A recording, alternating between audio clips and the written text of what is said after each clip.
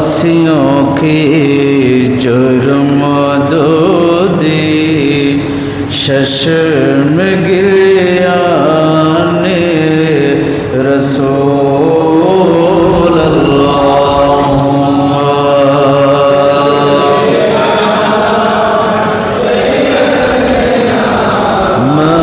मौलाना मोहम्मद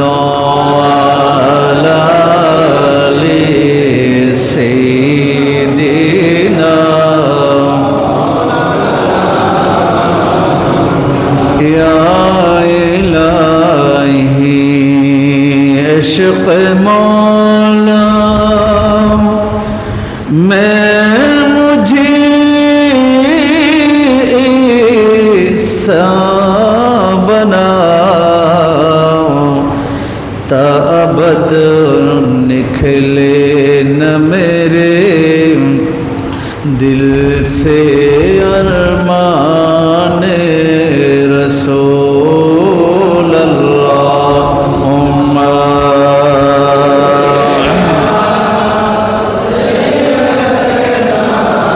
मौलाना मोहम्मद वाली सय्यिदना बिस्मिल्लाहिर रहमानिर रहीम लइन शकरतुम लज़ीदन्नकुम वलइन कफरतुम इन्न अज़ाबी लशदीद सदक़ल्लाहु मौलानल अज़ीम व सदक़ रसूलुहुन नबियुल हबीबुल करीम। उपस्थित मुहर्रमुल हराम शरीफेर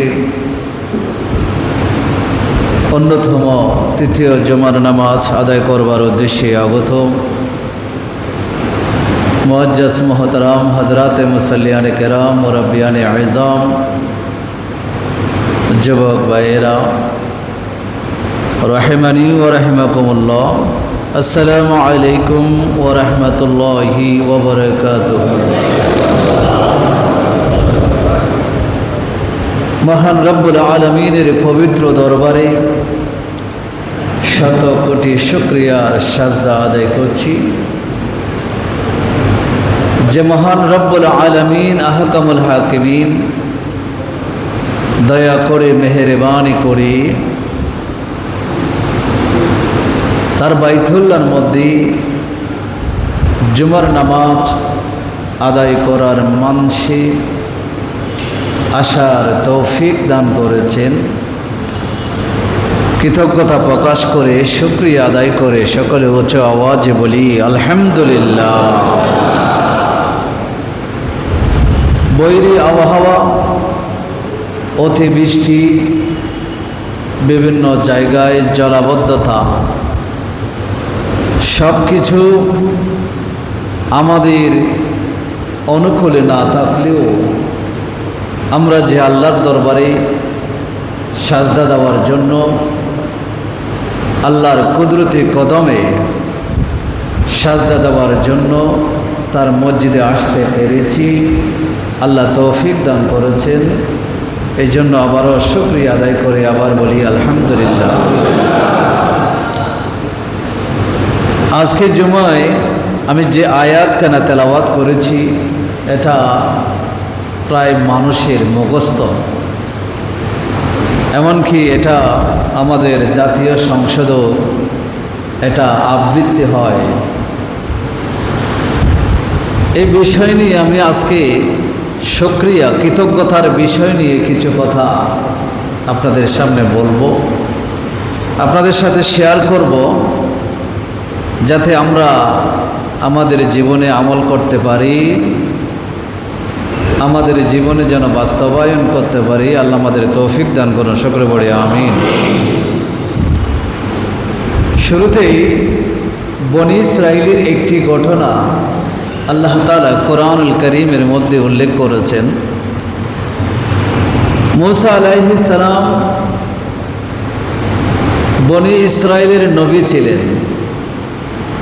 এই বনি ইসরাইলের উপরে আল্লাহ অনেকগুলো নিয়ামত তাদেরকে আল্লাহ তাআলা দান করেছিলেন।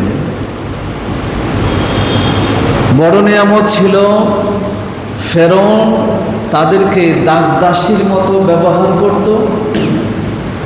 তাদের মানবীয় অধিকার বলতে কিছু ছিল না, নির্যাতন করত, পুরুষদেরকে জীবন্ত জবে করে দিত, নারীদেরকে বাঁধি বানিয়ে রেখে দিত। এই যে অকথ্য যে নির্যাতন, সেই নির্যাতন থেকে আল্লাহ তাআলা বনি ইসরাইলকে নাজাত দান করেছিলেন। বড় করে বলি সুবহানাল্লাহ। সেই নিয়ামতের কথা মূসা আলাইহিস সালাম বনি ইসরাইলকে স্মরণ করিয়ে দিয়ে তাদেরকে আল্লাহ তাআলা নির্দেশ তাদেরকে শুনিয়ে দিয়েছেন, তোমরা আল্লাহর কৃতজ্ঞতা প্রকাশ করো। যদি কৃতজ্ঞতা প্রকাশ করো আল্লাহ নিয়ামত আরো বাড়িয়ে দিবেন। বড় করে বলি, কৃতজ্ঞতা প্রকাশ করলে আল্লাহ কি করেন বলেন না, কি করেন? নিয়ামত বাড়াইয়ে দেন। আর যদি নিয়ামত পাওয়ার পরেও যদি অকৃতজ্ঞ হই, নিয়ামতের শুকরিয়া যদি আদায় না করি, তাহলে আল্লাহ নিয়ামত কেড়ে নেন এবং বান্দাকে শাস্তির মুখোমুখি দাঁড় করিয়ে দেন। বান্দাকে শাস্তির মুখোমুখি কি করায়? দাঁড় করায়। এই ঘটনা আল্লাহ তাআলা কোরআনে সুন্দর করে উপস্থাপন করে দিয়েছেন। এটা আমাদের জন্য শিক্ষা। আমাদের জন্য কি? এই যে বৃষ্টি, প্রচুর বৃষ্টি হয়, এই বৃষ্টি কিছু কিছু এলাকার জন্য আমরা দেখতেছি, আমাদের চোখে দেখতেছি এটা গজবে পরিণত হয়েছে, হয় নাই? অনেক জায়গা ঘর বাড়িগুলো ডুবে গেছে। আমি যেখানে থাকি সেখানে আজকে 3 দিন ধরে খাবার পানি নেই, গোসল করার পানি নেই, ব্যবহারের পানি নেই, পানিবন্দী আমরা যেখানে আছি। তাহলে এই যে অতিবৃষ্টি, এটা এখন আমাদের জন্য এক প্রকার গজবে পরিণত হয়েছে। কিন্তু এটাকে যদি আমরা গজব হিসেবে আখ্যায়িত করি এবং এই বৃষ্টি দাতা হচ্ছেন আল্লাহ, বৃষ্টি দেওয়ার মালিককে আল্লাহকে দোষারোপ করা যাবে? কথা বলেন, দোষারোপ করা যাবে? দোষারোপ করা যাবে যাবে না। এই বৃষ্টি এটাও একটা আল্লাহর পক্ষ থেকে নেয়ামত। এটা কি নেয়ামত? যদিও আমাদের জন্য সাময়িক কেয়ামত, কিন্তু এটা আল্লাহর পক্ষ থেকে কি নেয়ামত। এই জন্য বনি ইসরাইলকে মূসা আলাইহিস সালাম স্মরণ করিয়ে দিচ্ছেন। আল্লাহ রাব্বুল আলামিন বলছেন, ওয়াইজ ক্বালা মূসা লিকওমিহি اذكروا نعمة الله عليكم إذ أنجاكم من آل فرعون يسومونكم سوء العذاب ويذبحون أبناءكم ويستحيون نساءكم وفي ذلكم بلاء من ربكم عظيم। মূসা আলাইহিস সালাম বলেন, হে বনী ইসরাইল, উযকুরু নি'মাতাল্লাহ, আল্লাহ যে নিয়ামতগুলো তোমাদেরকে দিয়েছে সেগুলোকে স্মরণ করো। সেগুলোকে কি করো? বলেন না, কি করতে হবে? আল্লাহ কি নিয়ামত দিয়েছেন সেগুলো আমি, আল্লাহ কোরআনে অনেকগুলো কথা বলেছেন, সেগুলো আমি আপনাদের সামনে উপস্থাপন করবো ইনশাআল্লাহ। মূসা আলাইহিস সালাম বলছেন, বনী ইসরাইল, তোমাদের উপর আল্লাহ যে নিয়ামত দিয়েছেন সেগুলো তোমরা কি করো? স্মরণ করো। সেই নিয়ামতগুলো কি? মূসা আলাইহিস সালাম নিজেই সেটা বলে দিয়েছেন। আল্লাহ কোরআনে উল্লেখ করছেন, ইস আনজাকুম মিন আলি ফিরাউন, ফিরাউন সম্প্রদায় থেকে তোমাদেরকে আল্লাহ যে নাজাত দিয়েছিল, মুক্তি দিয়েছিল, সেই নিয়ামতের কথা তোমরা কি করো? স্মরণ করো। বড় করে বলি সুবহানাল্লাহ। আলে ফিরাউন কি করত? ইয়াসুমুনাকুম সুআল আযাব, তারা কঠিন কঠিন আযাব তোমাদেরকে দিত। ওয়া ইউযাববিহুনা আবনাকুম, তোমাদের সন্তানদেরকে হত্যা করত। ওয়া ইস্তাহিয়ুনা নিসাআকুম, তোমাদের নারীদেরকে তারা জীবিত রাখত দাসী বানিয়ে। এই যে তারা বিভিন্ন প্রকারের আযাব তোমাদের উপরে দিত, সেগুলোকে তোমরা কি করো? স্মরণ করো। আল্লাহ সেই কথা কোরআনে দিয়েছেন। কেন দিলেন? এই যে বৈরী আবহাওয়ার কারণে, অতি বৃষ্টির কারণে, জলাবদ্ধতার কারণে আমরা হয়তো ভুলে যেতে পারি এর আগে পূর্বে আল্লাহ কি নিয়ামত দিয়েছেন। আপনাকে শারীরিক সুস্থতা দিয়েছেন, আপনাকে অসংগঠন দ্বন্দ্ব দিয়েছেন, আপনাকে সুস্থ শরীর, আপনার সুন্দর স্ত্রী, ঘর বাড়ি, সন্তান আল্লাহ আপনাকে দিয়েছেন। আপনি সামান্য অতিবৃষ্টির কারণে, জলাবদ্ধতার কারণে একদিন দুই দিন আপনি পানিবন্দী ছিলেন, কষ্ট পেয়েছেন, অনাহারে ছিলেন, এটা ভুলে যেতে পারেন। এই জন্য আল্লাহ তাআলা কোরআন বলেছেন, ফেরাউনদেরকেও এভাবে ফেরাউন সম্প্রদায় মূসার বনি ইসরাইলের উপর আযাব দিত। আল্লাহ বলছেন ওটাকে আগে স্মরণ করো।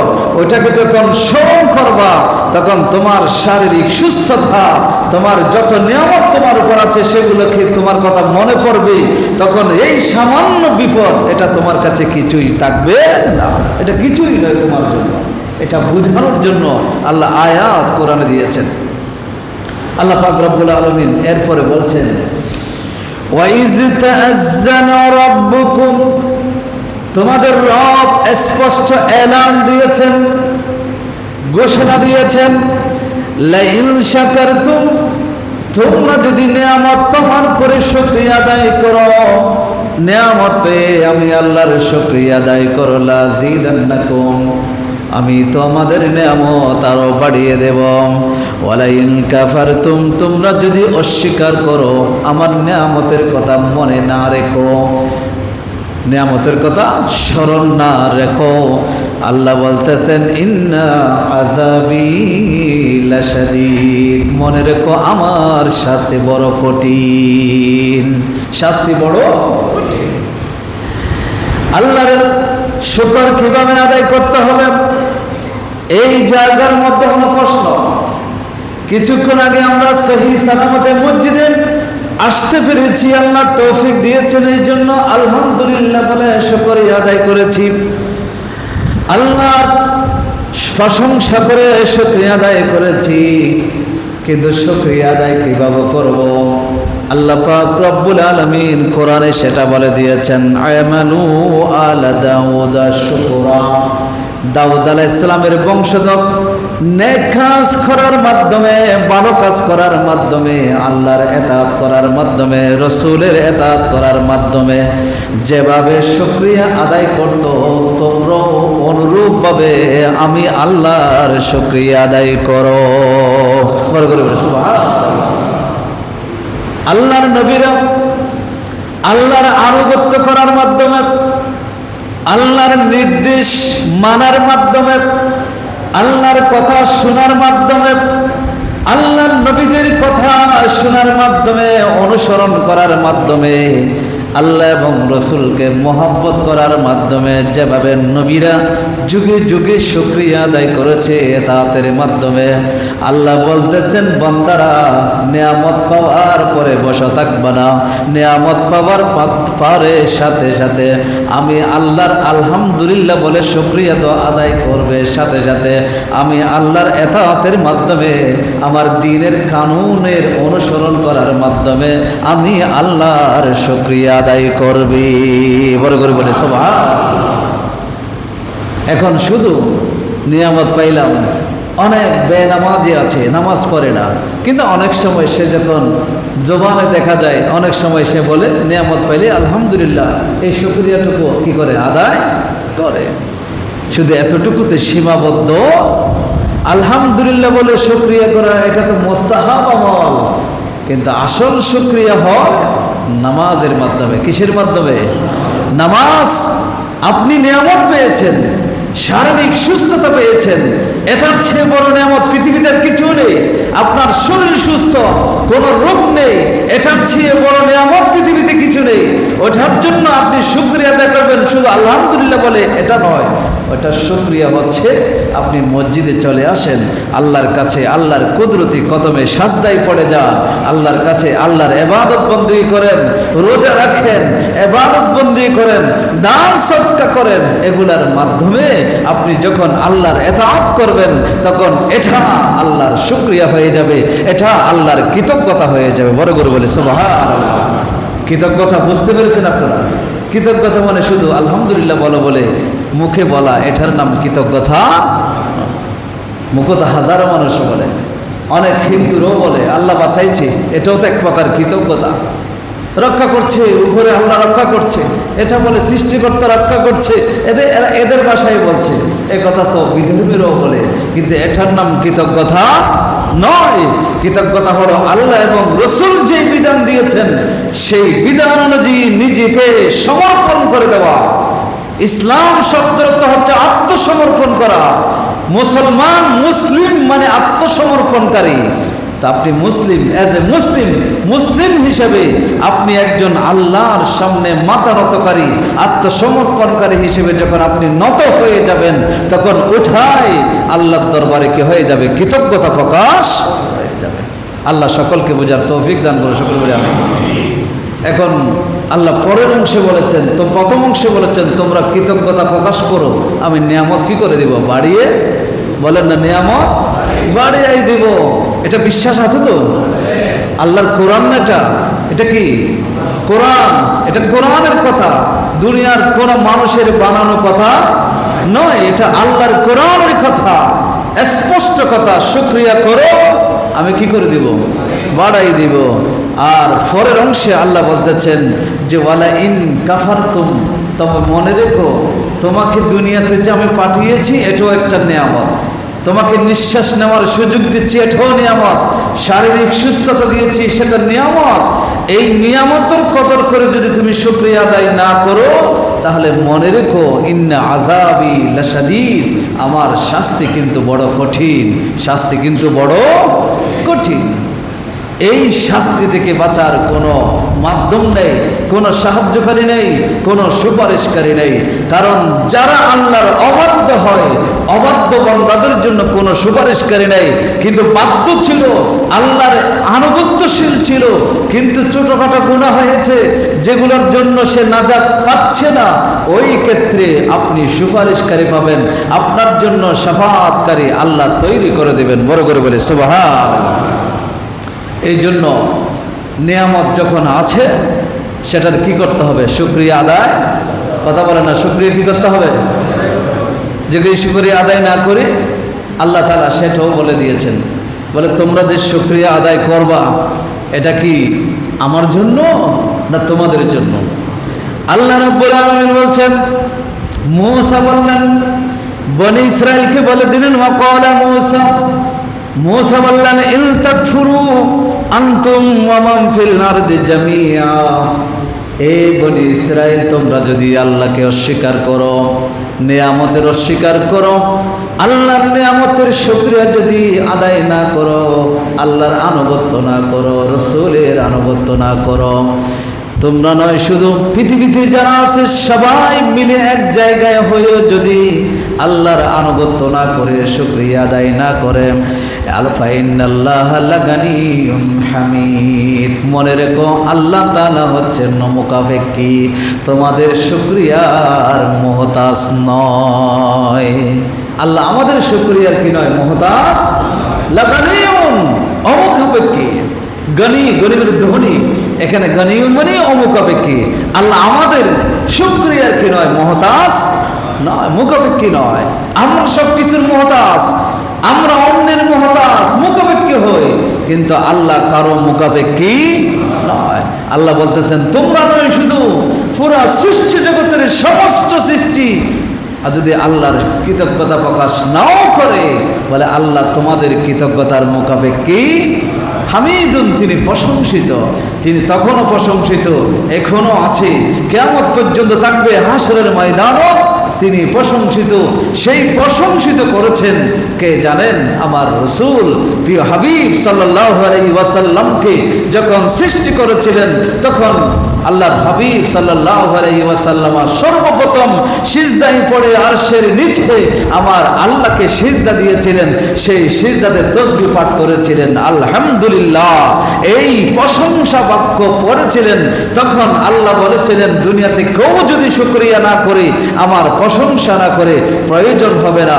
এই একটা আপনার জবান থেকে যেই প্রশংসা শুনেছি, এটাই আমার জন্য যথেষ্ট। বড় করে বলি সুবহানাল্লাহ।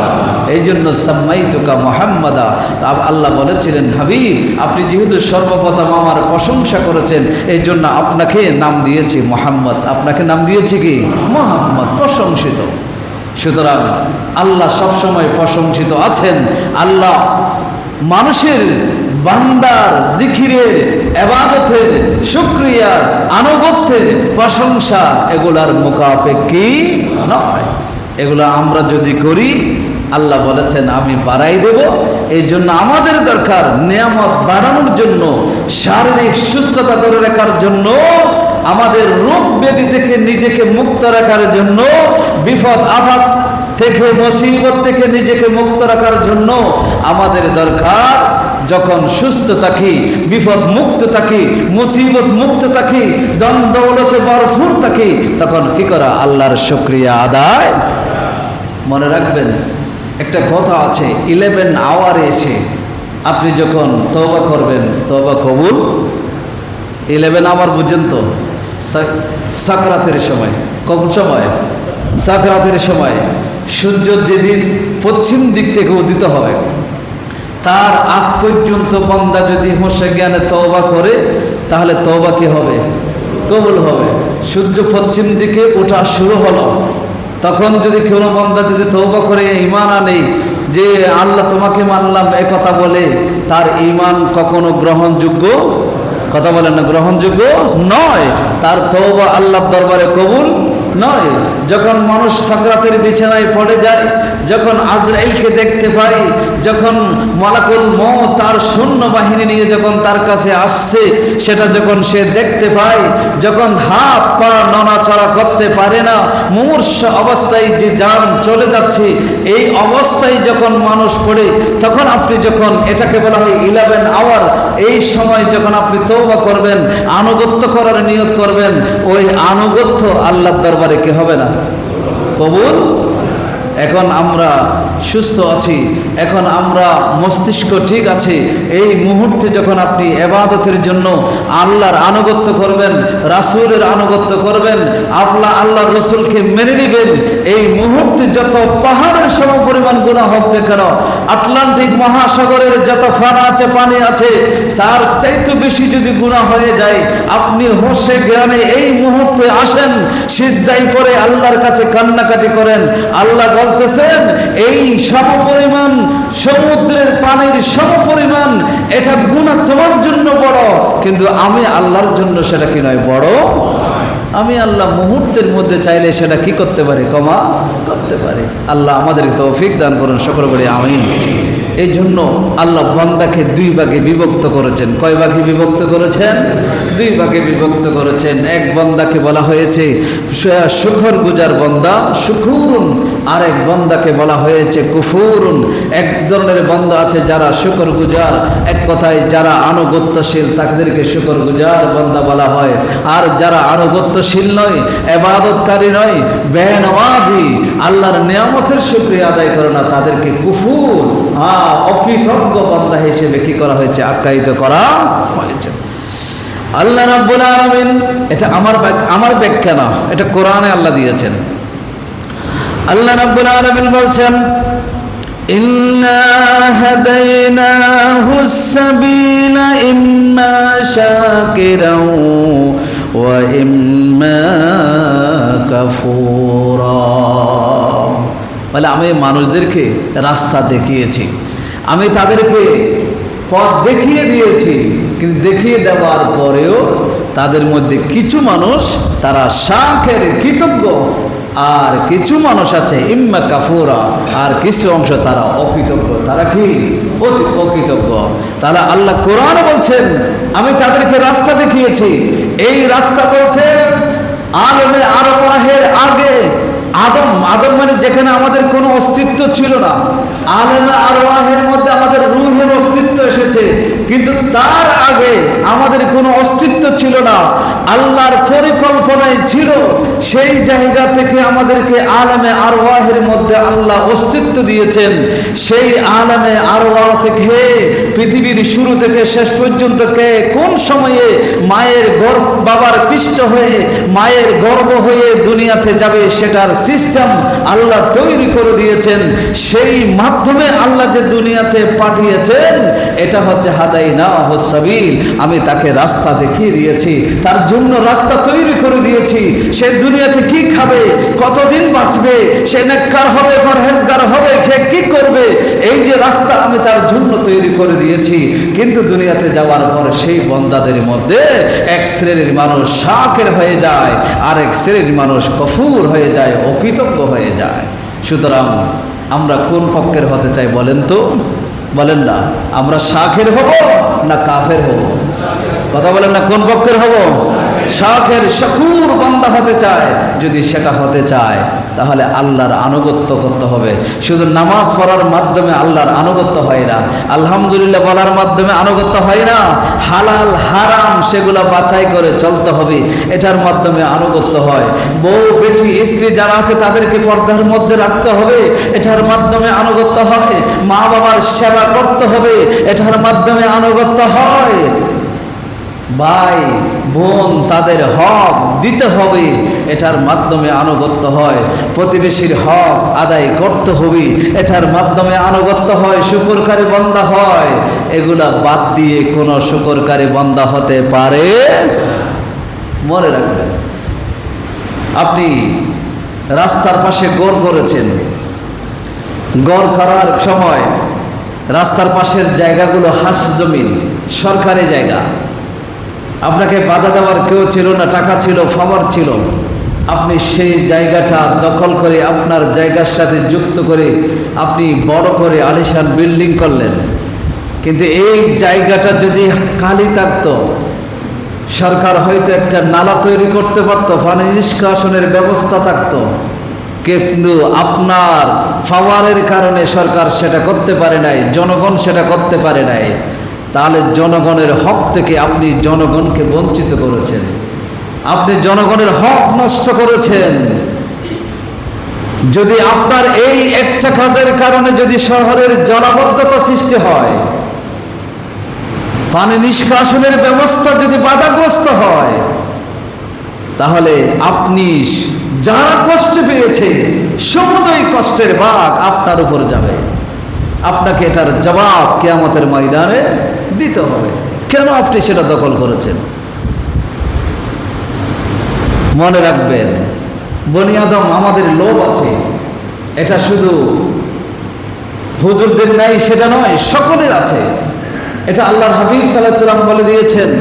বুখারীর মধ্যে একাধিক হাদিস এসেছে, বনি আদমকে যদি পৃথিবী এবং পৃথিবী সম পরিমাণ সম্পদ যদি তাকে দেওয়া হয়, সেই সবগুলো মালিক হওয়ার পরেও যে চিন্তা করবে আরেকটা পৃথিবীর মালিক কিভাবে হবে, অথচ সে তার হায়াতের মধ্যে এই সম্পদ খেয়ে কখনো শেষ করতে পারবে, এরপরেও সে আরেকটা পৃথিবীর মালিক হতে চাইবে। তবে সেই বনি আদমকে শেষ করবে ইল্লা তুরাব, বলে মাটি তাকে শেষ করবে।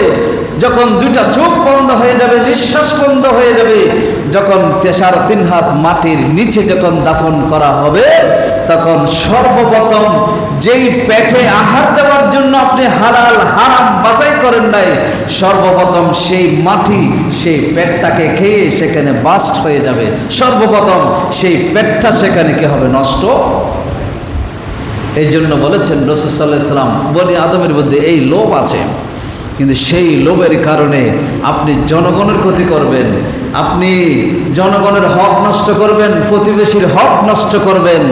এটা কখনো আল্লাহর নিয়ামতের শুকর হতে পারে আপনার যেটা অধিকার সেটা আপনি নেন, কিন্তু আপনার অধিকার নিতে গিয়ে জনগণের অধিকার নিয়ে কাটাকাটি করেছেন। এক বিঘত, এটা হাদিসে এসেছে, অন্যায়ভাবে জুলুম করে যদি এক বিঘত জায়গা যদি কেউ, এতটুকু জায়গা যদি কেউ জুলুম করে যদি জবরদখল করে নেয়, সারা পৃথিবী কিয়ামতের ময়দানে তার কাঁধের উপরে তুলে দেওয়া হবে।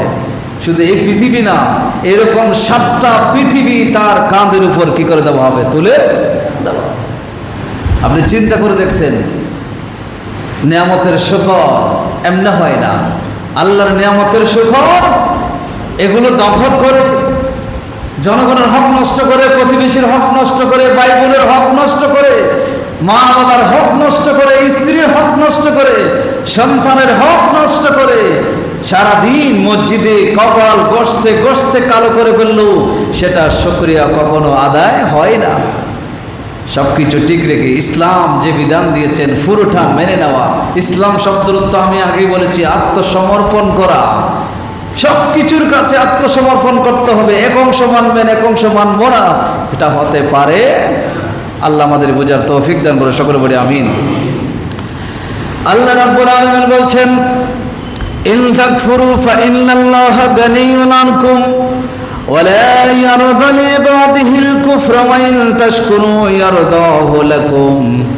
আল্লাহ রাব্বুল আলামিন বলেন, তোমরা যদি আমার নিয়ামতকে অস্বীকার করো, মনে রেখো ফাইন্নাল্লাহা গানিয়্যুন আনকুম, আল্লাহ তোমাদের থেকে অমুখাপেক্ষী। ওয়ালা ইয়ারদা লিইবাদিহিল কুফরা, যেই বান্দাগুলো আল্লাহর নিয়ামতকে অস্বীকার করে, নিয়ামতের কৃতজ্ঞতা প্রকাশ করে না, আল্লাহ যে সুযোগ সুবিধা দিয়েছেন সেগুলোর জন্য আল্লাহর কাছে আত্মসমর্পণ করে না, আল্লাহ রাব্বুল আলামিন বলেন আল্লাহ তাদের উপর কখনো সন্তুষ্ট হয় না, আল্লাহ তাদের উপর রাজি নয়। ওয়া ইন তাশকুরু, আর যদি ফরকনে তোমরা যদি কৃতজ্ঞতা প্রকাশ করো, আমান্না ওয়া সাল্লামনা বলে আল্লাহর সামনে মাথা নত করো, আল্লাহর সামনে যদি সাজদা করো, সব কিছু দুনিয়ার সব কিছু পিছনে ফেলে যখন আল্লাহর সামনে মাথা নত করবা, আল্লাহ রাব্বুল আলামিন বলেন ওয়ায়ারদাহু লাকুম, তোমাদের জন্য আল্লাহ সন্তুষ্ট হয়ে যায়। বড় করবে সুবহানাল্লাহ। তোমাদের জন্য আল্লাহ কি হয়ে যায়? সন্তুষ্ট হয়ে যায়। আল্লাহর কাছে মাথা নত করতে হবে। হযরত ইব্রাহিম বিন আদহাম নাম শুনেছেন, আমি কথাটা বারবার বলি। ওই যুগের বালক শহরের বাদশাহ ছিলেন, তিনি রাজত্বের মালিক ছিলেন। সেই রাজত্ব থেকে কিভাবে তিনি নিজেকে কোথায় দরবেশী জীবনে নিয়ে গেলেন, আল্লাহ হুকুম করেছেন, আল্লাহর সেই ডাক মোহাব্বত তার কাছে পছন্দ হয়েছে, এই জন্য রাজত্ব ছেড়ে দিয়েছে। চিন্তা করে দেখেছেন, আল্লাহ মোহাব্বত করেছে, আল্লাহর প্রেমের ডাক বান্দার কাছে পছন্দ হয়েছে, এই জন্য বান্দা রাজত্ব ছেড়ে দিয়েছে, আল্লাহর প্রেমের ডাক সেটা গ্রহণ করেছে, এই জন্য দরবেশী ফকিরি দারিদ্রতার জীবন তিনি গ্রহণ করেছেন। তিনি তো মদিনা শরীফের জঙ্গল থেকে কাঠ কেটে নিয়ে এসে বাজারে বিক্রি করতেন, সেই বাজার থেকে সামান্য খেজুর এনে তিনি জীবন ধারণ করতেন, সারা রাত মসজিদে নববীতে ইবাদত বন্দেগী করতেন। বড় করে বলে সুবহানাল্লাহ। হায়রে, একজন বাদশা, একজন রাজা পিঠে করে লাকড়ের বোঝা নিয়ে আসতেন, দরবেশী জীবন নিজে পরিশ্রম করে আদায় করে তিনি নিজে কামাই করে খেয়ে সেটা সারা রাত মসজিদে নববীতে ইবাদতে কাটিয়ে দিতেন। সেই বাদশার কাছে ওই জামানার একজন বাদশা হাদিয়া নিয়ে গেছে, নাম শুনেছে উনি দোয়া করলে কবুল হয়। আমাদের এখানেও অনেকে আল্লাহর ওলিদের কাছে যায়, দোয়ার জন্য যায়, হাদিয়া নিয়ে যায়। তিনিও একজন বাদশা, তিনি সেখানে গেলেন, তাকে হাদিয়া দিলেন, বলে হুজুর আমার পক্ষ থেকে এটা গ্রহণ করেন। তখন ইব্রাহিম বিন আদহাম বললেন, আমি ফকির, গরিব, দরিদ্রের হাদিয়া আমি গ্রহণ করি না। তখন সেই যুগের বাদশা বলল, হুজুর আমি গরিব না, আমি ধনী, আমি এই দেশের বাদশা রাজা, আমার কাছে কোটি কোটি সম্পদ আছে। তখন ইব্রাহিম বিন আদহাম বললেন, তাহলে একটা প্রশ্নের উত্তর আমাকে দেন। বলে প্রশ্ন? সেই প্রশ্ন হলো, তোমার কাছে যেই সম্পদ আছে আগামী 1 বছর পরে এই সম্পদটা দ্বিগুণ হয়ে যাক, সেটা কি তুমি কামনা করো? তখন সে বাদশা বলল, হুজুর অবশ্যই কামনা করি আমার যা আছে সেটা যেন আমাকে আগামী 1 বছরে সেটা দ্বিগুণ হয়ে যাক, সেটা তো আমি কামনা করি। তখন ইব্রাহিম বিন আদহাম বললেন, তোমার মতো গরিব, তোমার মতো ফকির দুনিয়াতে আর কেউ নাই। কারণ আমার দিকে দেখো, একটা শুকনা রুটি আছে, এই শুকনা রুটিটা পানিতে ভিজাই খাবো, সেই পানি পর্যন্ত আমার কাছে নাই। এরপরও আমি দ্বিতীয় আরেকটা রুটির মালিক হব, সেই কামনা সেই বাসনা আমি ইব্রাহিম বিন আদহামের কাছে নাই। আমি যেটা আছে সেটার উপর তাওয়াক্কুল করেছি, সেটাও যদি খেতে পারি খাবো, খেতে না পারলে খাবো না। এতটুকু তাওয়াক্কুল আল্লাহর উপর আমার আছে, ওই তাওয়াক্কুল করে আমি ইবাদত বন্দী করতেছি। এই জন্য আমি হলাম ধনী আর তুমি হলা ফকির। ফকিরের দান, ফকিরের হাদিয়া আমি ইব্রাহিম বিন আদহাম কি করি না, গ্রহণ করে না। সুতরাং যারা এই দুনিয়ার পিছনে ঘুরতেছে, দুনিয়ার তালাশের পিছনে ঘুরতেছে, হালাল হারাম দেখতেছে না, বিচার করতেছে না, জুলুম করতেছে, অন্যের হক নষ্ট করতেছে, এরা দুনিয়াতে সবচাইতে বড় ফকির। সবচাইতে কি?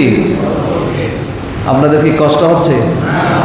আমার অনেক সময় নিজেদের গায়ে পড়তেছে, এর জন্য নিজেকে ফকির বলতে লজ্জাবোধ করতেছে। আমি নিজেকে বলতেছি, আমি আমার ভিতরে যদি সেই লোক থাকে, পৃথিবীতে সবচেয়ে নিকৃষ্ট ফকির হলাম আমি। বলতে পারি না? যারা দুনিয়া তালাশ করে, দুনিয়ার প্রতি যাদের লোভ আছে, কোটি টাকার সম্পদ থাকার পরেও যাদের লোভ আছে আরো সম্পদ হোক, এই ধরনের লোভ অন্যায়ভাবে যাদের অন্তরে আছে এখনো, ইব্রাহিম বিন আদহামের ভাষায় তারা সবচাইতে বড় ফকির। তারা কি? ফকির।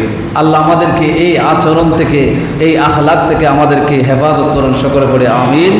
সম্মানিত উপস্থিতি এখানে শেষ।